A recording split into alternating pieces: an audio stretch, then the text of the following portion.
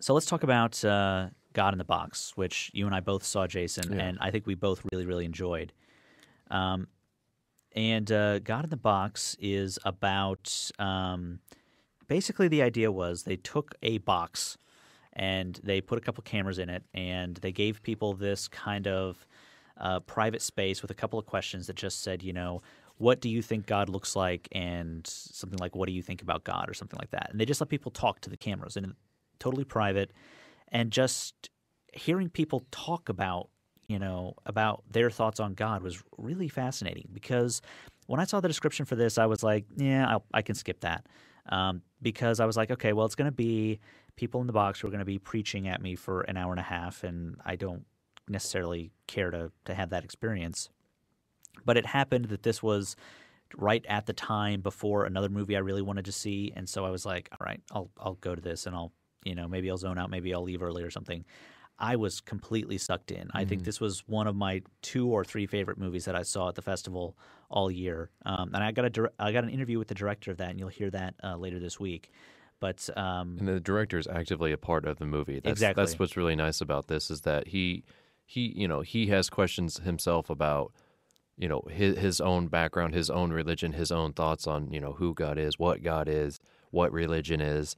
And then basically, he comes up with this concept that, okay, we're going to make this box, we're going to put cameramen in it and cameras, and we're going to allow people just to express their thoughts on, how religion. It just, you're right. It wasn't just sort of people preaching. Actually, that never. They even had a preacher in the box, and he wasn't preaching. Yeah. He was just like, this is how I feel about where I am in my own life, where I'm headed. My goals, that type of thing. But essentially, what the director does is that he comes up with this box as just this like idea. They put it on the corner of a street, invite people to go in and talk to it, and then they think, okay, what if we took this around the country? And so they take it to all sorts of locations, various locales. They take it to, the beaches in California. Yeah. They take it to like New York City. So I mean, they and everywhere in between. And along the ride are his friends, the director's friends, who have their own, thoughts on religion. One of them is an actual Catholic, practicing Catholic, I think. Yeah. And then his other couple of friends, they have their own views, that type of thing. And so, they don't. You would think they would actually be leaving with some sort of agenda, but you don't get the sense at all. You just sort of get okay, let's just see what sort of the pulse of the culture of religion in our country.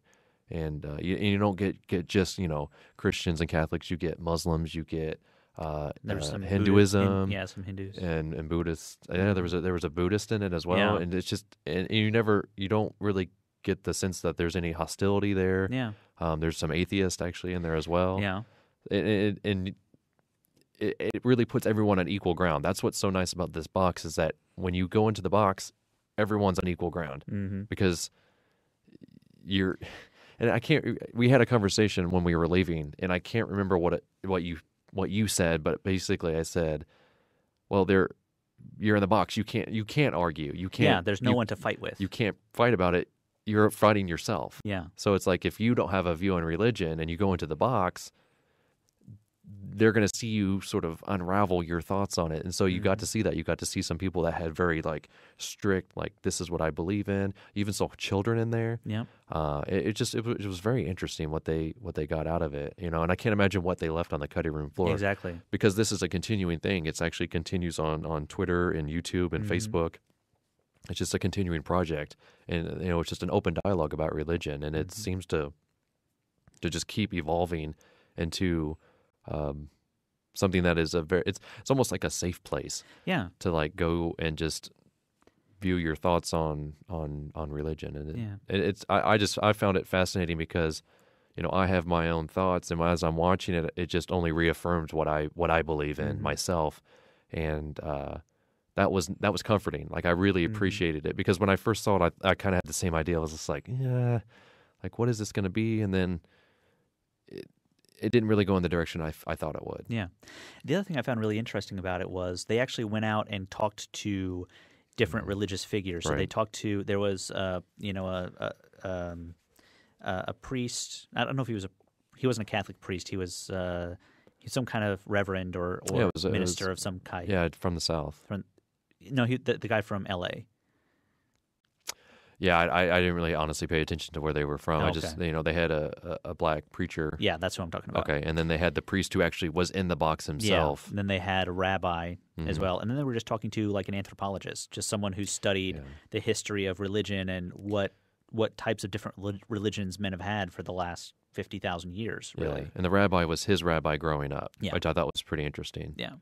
So, but one that I think it doesn't matter if you're really religious or really not religious, if you're an atheist, agnostic, Christian, Muslim, Hindu, devout, whatever. I think you can get a lot out of this movie either way. But really, really good, and did not get preachy at all, which is something that I really appreciated. But I really feel like it was a movie that kind of spoke to there's the 20% on either end. There's the devout people on one end, and there's the atheists on the other end. This really spoke to the middle of that group who were like, I don't know. I have my beliefs. I'm pretty comfortable, but I don't really feel the need to like shout about it. Yeah, and the way I see it is like the people that sit in the front, like the people that you would expect to sit in front of the pews every single morning or every Sunday morning, and then the people that are not sure or completely like out of it in the very back row. And then you got the people in the middle. I've always viewed that analogy as like that's your meat and potatoes. Yeah, that's your people in the middle. And you're right, it does speak to those people because it's just a very intimate portrayal of what people feel like. Their thoughts on religion, and it seemed like it actually was happening almost immediately after September 11th as well. Some of the people in the box, well, the ones in New York seem very adamant about speaking their minds about the war and stuff like that in their own ways, and I just felt it was implied that it was shortly thereafter September 11th, or maybe a few years afterwards. Obviously, you're going to have sort of more thoughts on that as you hit the New York area, but the director said it took him some odd years to even just get it all together. So I feel like it probably started around that time, and maybe have been kind of the catalyst that said, let's see where this conversation goes, and then it's just obviously up until now, is on the big screen, because it says here it was the world premiere of the movie. So that's pretty cool. Yeah.